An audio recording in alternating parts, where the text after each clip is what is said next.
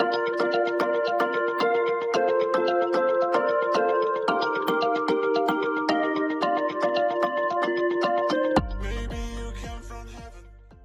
everybody.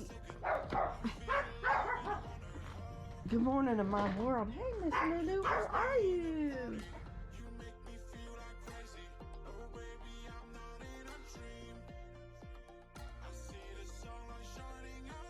Welcome to Southern Latitudes. It's freezing. No, it's not. It's only about 55, but it's still not my favorite temperature.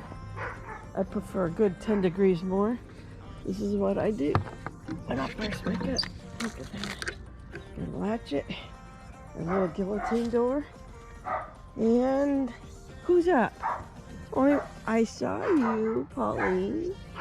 Where's your sisters? They're not awake yet? Not yet. Oh, I can't wait to replace the coop. So, I got a million things to do today. Cut the asparagus.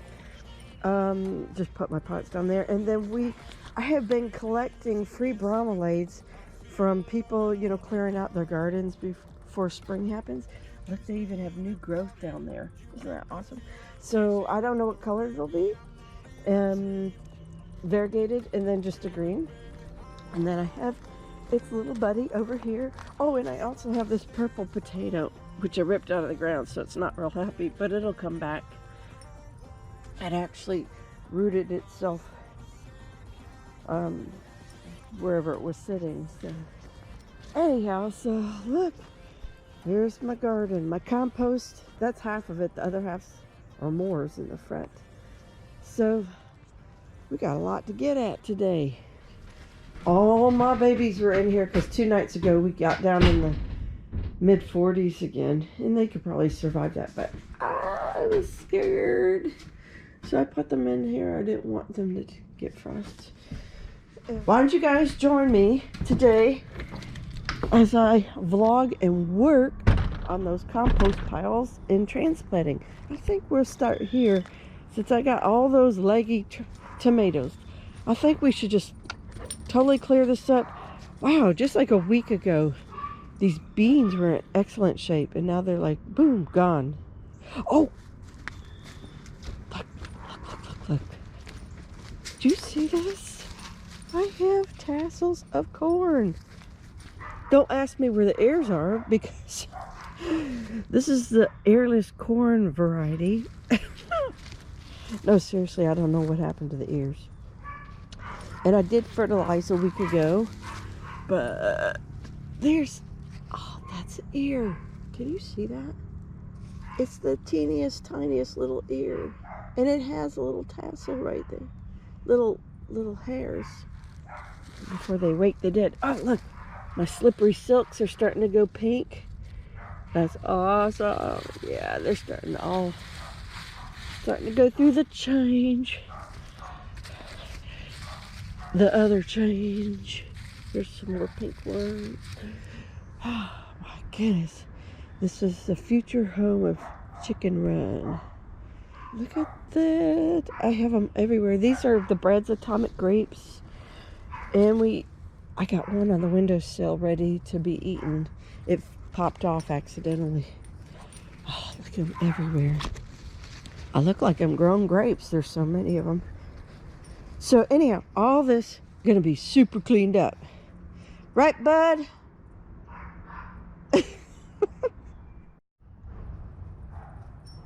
Here's my other zone. This is what we call the north side, or outside the gate, sometimes we say.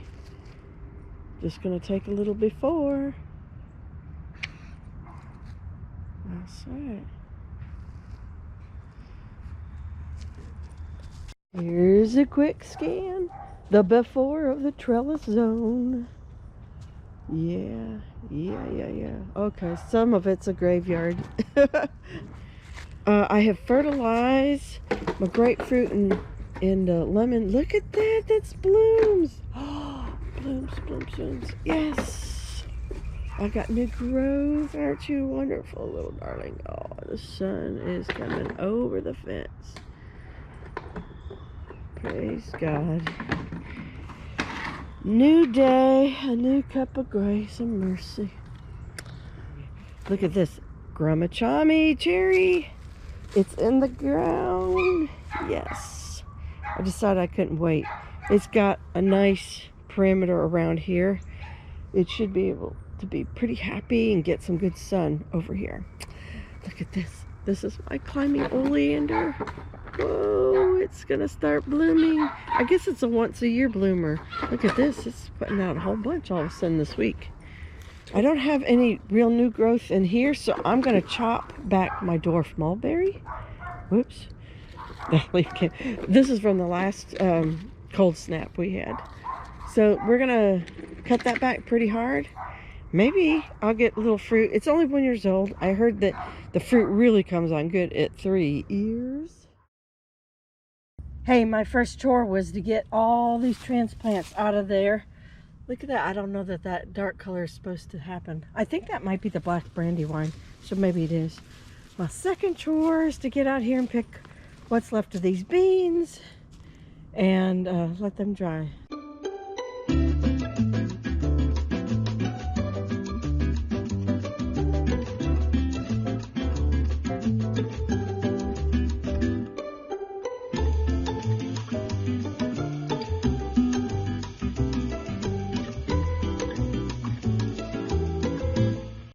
This dog eats everything. He was eating my lettuce. Get out. I guess he likes Hilton cabbage too. As well. Did I tell you he was picking the sweet peas off of my vine? Yes. I'm talking about you, my thief. You're not a vegetarian, Captain. There's where the other thief who taught him how to be a thief. He's always into my tomatoes. You just missed it because my SD card froze up. Yes. Partners in crime. That I just had. There it is. All right.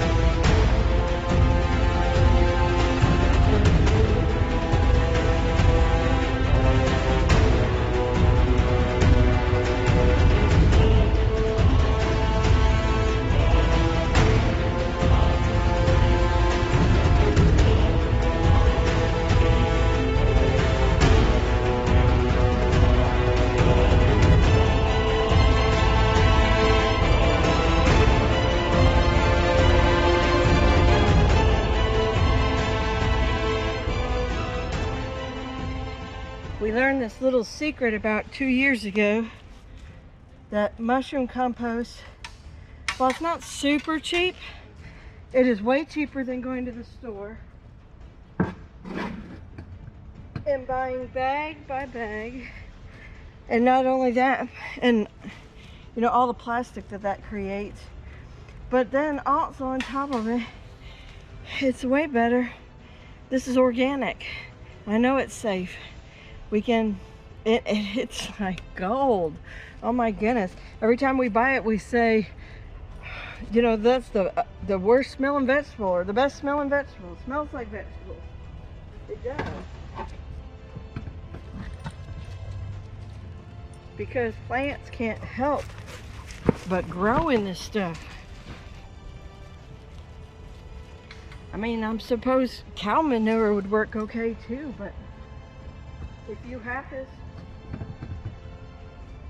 have access to mushroom compost, I mean, I have bunnies and chicken too, but this is my favorite thing. I can always supplement with my bunny and chickens, but this is my foundation layer for my garden.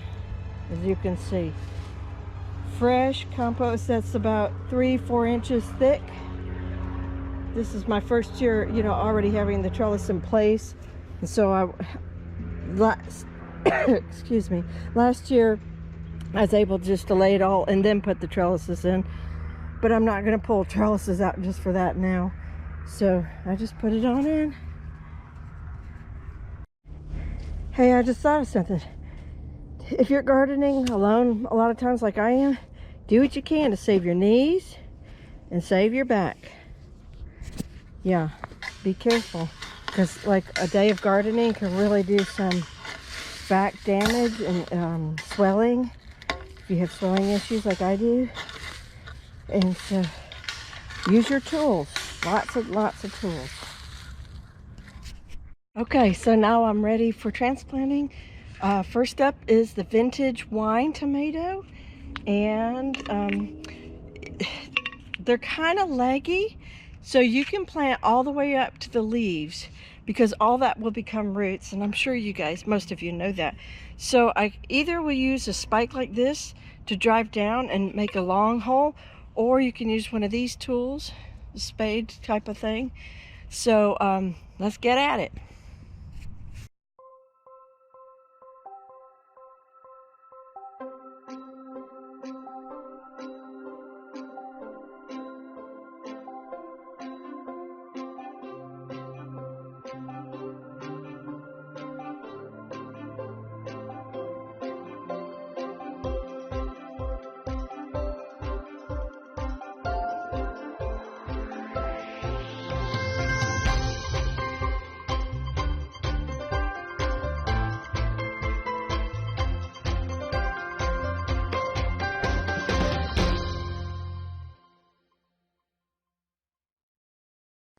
Okay, do yourself a favor right from the very beginning.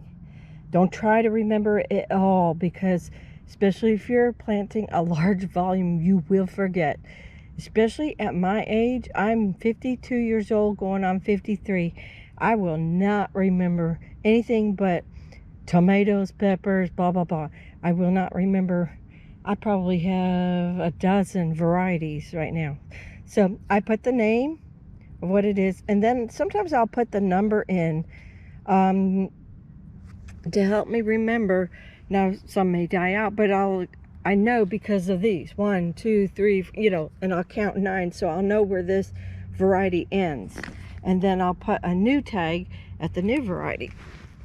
But just in case Buddy pulls some out, I can kind of, my backup will also be to write it down in a book at the end of the day. But that's how I keep everything in order. Okay, the vintage wines are in down there, and the purple Russians, they're quite a bit leggier. Even though they're down like 4 inches, they were much taller. They're in, and then when I'm done at the end, I put this here. Especially not so bad, if you're doing transplants, but if you're doing seeds and you got to go get up from your place and get another packet of seeds or whatever, or move stuff around, put a marker there. It's just, it's not permanent, and then you'll know where to go for your next set of seeds. Okay, well, we're completely done with the first row. It came to mind that now is a really good time to check your trellises to make sure they're good. My trellis has only been here for a year, but by year 2, 3, I totally expect these things to be so hardened by the sun that they'll just break. And let's say I just don't want that during a hurricane. And then also last year, we just forgot to put one in here. So I have my own bag of zip ties, so I no longer have to borrow Jack's. He says this is mine because I've used all of his. And when I have 2 hands free, I'm going to go ahead and zip tie this one back in and go through and check the rest down the fence. Row 2 is in the ground, yay! So they are Big Beef Tomato F1 Hybrid, Dr. White Cheese Yellow. I have 3 of those. Then I did some direct sow of beefsteak tomatoes. That could be risky because it's already turning on heat. I should have, might not get actual fruit out of those. Then what do I have? Oh, green vernissage down here, a few of those. Then black brandy wines finish out the rest of the row. Okay, so as I'm out here working on row number 3, it occurred to me maybe I misspoke earlier. So I'm going by seed with the beefsteaks. It's not that they won't do fine or fruit under certain circumstances. So I don't know if you know this rule, but for tomatoes, if the night of the tomatoes, if the night goes over 70 degrees, your heirlooms will not produce fruit from their blooms. It's too hot for an heirloom. In Florida, we're in zone 9B here where I am at. We are suburban gardeners, and yeah, I have to then start looking at hybrids. So usually, roughly, my cutoff time for nights going over 70 is sometime in May. It can be the end of May, but you might get a few at the beginning of May and then go back to 60s and then bounce back and forth until the weather stays consistently warm. However, so that's why I have a mixture of heirlooms and hybrids. I would love to just be an heirloom only gardener, but that's just not possible with tomatoes in Florida. That's the sad truth of it, unless you're just doing tomatoes in the winter. But for me, in spring, and this particular row right here is going to end up being Jet Stars, which is a hybrid, because this is my row I'm hoping to do a lot of canning with. The rest of the heirlooms are ones that I hope to make into sandwiches and salads and stuff like that. Okay, just to kind of further explain myself. Thanks. Okay, we're on panel 4. Indigo apple tomatoes. I had about 5 of those. Brandy wines, I had 6 of those. Those are just the regular red ones. Then I had 2 emerald apple tomatoes that were kind of married at the base, so I just left them as one, kind of like twins. Sunset tomatoes, pork chop tomatoes, cosmic eclipse tomatoes. I think I only had 3 of those. Then I had 2 little rocket red chili peppers that I started in the fall, and look, this one's got a bloom on it.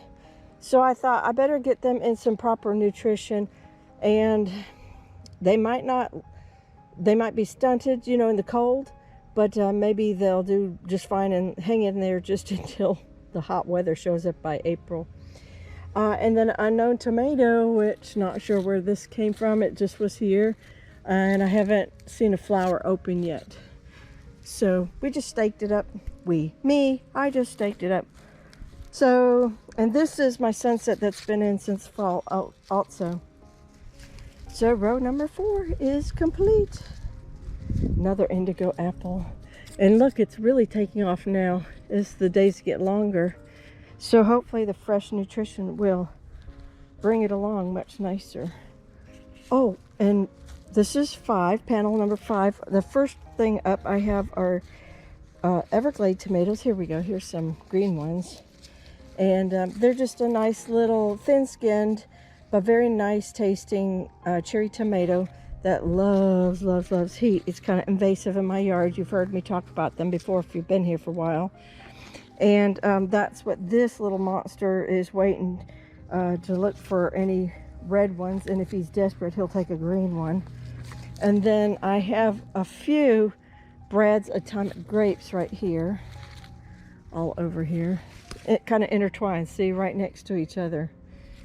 Oh well. So that just so happened. I thought these were dead, and then all of a sudden they started taking off. It really didn't matter if it was cold. The only thing that it mattered to them was that the days were getting longer, and they just, I mean, look, it looks like we're having spring already according to this trellis. And then I'm going to clean up this little area back here and put the remaining ones in. Okay, the whole back half of the salsa garden with the trellises is complete, and I finished it off with my flowers, which are, this one is going to be Mission Giant Yellow Marigold. Then this is going to be last year's marigolds, which it's either going to be the Jaguar or whatever, the other common one. And then this is Mazurkia Zinnias. That's a red one. I tried last year somewhere else and it didn't do well, but I gave it a little bit of nutrition. And these are just multicolored snapdragons. And this is my little old friend. And it's just going to stay, it's just living in a pot, which I'm sure it would like fresh nutrition, but I think it's eventually going to go in a tropical area that we're going to create, and so it's waiting for that, waiting for me to make up my mind. Now there you go. That's the can you see that better? That's the marigold that I think is popping up on the second row of trellises. Trellisae, is that right? While we're in here, I'll just show you. These are supposed to be some red onions, and then I have lettuce. I can't remember. I have two different varieties, some here or some back there, and then I have a misplaced seed. Well, actually, it was a first sowing seed. They came up. Oops, sorry, caught that. And then some cilantro that showed up in the wrong place. I have a red onion here. I thought I had two. Oh, here, but it's not taking off. We're not getting rain, so that's part of my problem. I have some snowball cauliflower that I've got to play with today. And then the Hilton cabbage. I have, these are Danvers half-long carrots. I don't think they're ready at all. Yeah. You can, I don't know if you can see that in there. They're getting close, but I'm in no rush since I have those others from last week that I'm still eating off of. And then these are purple carrots. Excuse me, I got that on the mind. These are purple bunching onions. You can see they got little purple bottoms to them. So that's kind of nice. I was actually proactive that I wanted plenty of onions in the kitchen this spring and summer. So that's why I have like onions in so many places. And then this is my Nero de Toscana, or sometimes known as dinosaur cow, or what is that, Loscata or something like that is their other third name. But anyhow, this is actually from Baker Creek heirloom seed. It's called Nero de Toscana, if you wanted that. This side's picking up a little bit. 2 of my 3 Tabasco plants died, but then I started noticing, look at all the new leaves, and I'm getting buds and you name it. So this guy will get some nice fertilizing today. I'm gonna go in and eat some lunch, and then you guys stick with me for the fertilizing. Okay, lunch is over, and so I just turned off the sprinkler that was going through lunch, and now my efforts are going to be on the right side of the salsa garden. All of the okra is going to come on out. The beans I will leave, the corn I will leave, but I will add some compost in there.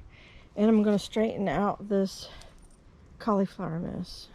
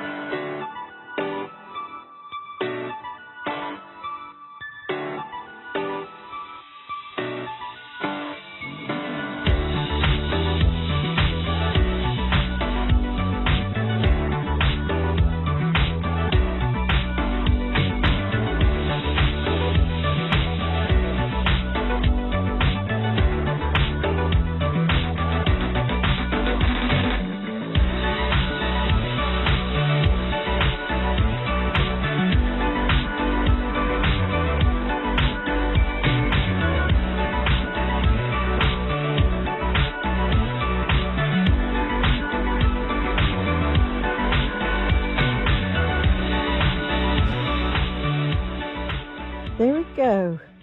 1, 2, 3 scattered-ish rows of Clemson spineless okra. Yeah, it's early. This is only, today's the 5th, I think, February 5th or 4th. 5th. And, yeah, I'm going big or going home. Buddy, what are you doing? Again, I'm not touching the beans. Corn is next, and I'm just going to give them a little food. There she is. The salsa garden is 100% complete. Other than I would probably later, when it dries, sweep off the ground mats. But she's done for right now. There's nothing else to do. She's fed, transplanted, weeded, reseeded, and all them good things. I still got a couple hours left of something good to do, so let me go find something else. Alright friends, it was way too doggone hot in the back, so I decided to move. That's the beauty of doing like 2,000 square feet gardening. The front has shade, so I decided to come up here. This was covered with hay, and this is where my Christmas tree, which will forever be known as the glitter tree, because look at it, it's still got glitter. And everywhere I should be having food with glitter in it. But anyhow, so I pulled the hay off of that, which is sitting over there. And I have weeds over here. And I really just don't want to put anything up against the fence. So I'm going to take this first slab and I'm going to put it that way. And then I'm going to put some potato boxes in here. And I'll probably chew up some of the second one to go around the potato box when I'm done. So that's my plan. And my goal, like I said in the last video, is to have defined borders of where things grow and where traffic is. And right now I'm just trying to keep up with the weeds, and I can't really do it as a single gardener. So I'm trying to be very creative, like use this stuff a lot. It's messing with the tarp. I don't know if you can see that. My dog is glittered. Buddy, you're covered in glitter. Oh my gosh. That's what you get for being right at mommy's feet all the time. Huh. Oh, you are so glittered. Somebody's gonna need a bath. Oh, that's funny. Anyhow, the first row's down. Gonna keep going. I love it when it's nice and clean like that. Ooh, yes. Okay, I have sort of like a wagon wheel, if you will, with different celery and herbs and things.